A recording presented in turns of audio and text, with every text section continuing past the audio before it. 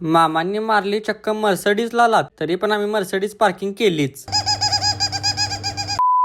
तर नमस्कार पब्लिक, चला तुम्हाला सांगतो नेमका विषय काय. आज सकाळी उठलो आणि नेहमीप्रमाणेच कॉलेजला गेलो, तरी आपलं पब्लिक बाहेरच बसलेलं. मग त्यांना घेऊन गेलो वर्गात जाऊन बघतोय तर काय, प्रेमबाई आधीच आलेलं. सर आलेले नव्हते म्हणून परत बाहेर आलो. बघतोय तर काय, भावानं मर्सडीज आणलेला.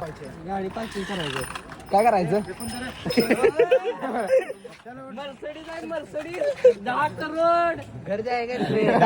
मामांनी आमच्या मर्सडीजला लात मारली, तरी सुद्धा आम्ही मामाच्या इर्षेवर मर्सडीज पार्किंग केलीच. आता जळणारी म्हणतील ही रिमोट कंट्रोल कार आहे. गाडी पार्किंग करून आल्यावर बघतोय तर काय, हे भाऊ कालच्या ब्लॉग मध्ये आपल्याला बिस्किट खात्याला बघून भेटा आलेलं. नंतर या भावाला काढायचा होता फोटो. भाऊ पोच बघा कशी देतोय गॉगल घालून.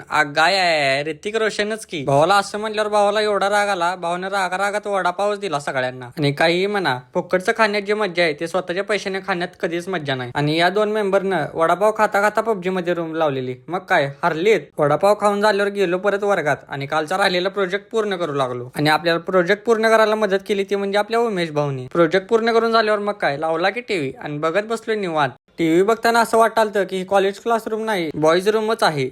त्यात आणि एसी लावलाय म्हणल्यावर प्रेमबाईंना पाहिजे होती थिएटरवाली फिलिंग. मग काय उमेश आपला ऐकतोय, उमेशने द्यायला चालू केला झोका. एवढं सगळं करून आम्ही चाललो घरी. जर तुम्हाला आजचा व्हिडिओ आवडला असेल तर आताच आपल्या चॅनलला सबस्क्राईब करा, पटापट लाईक करा झटाझट आणि शेअर करा सटासट.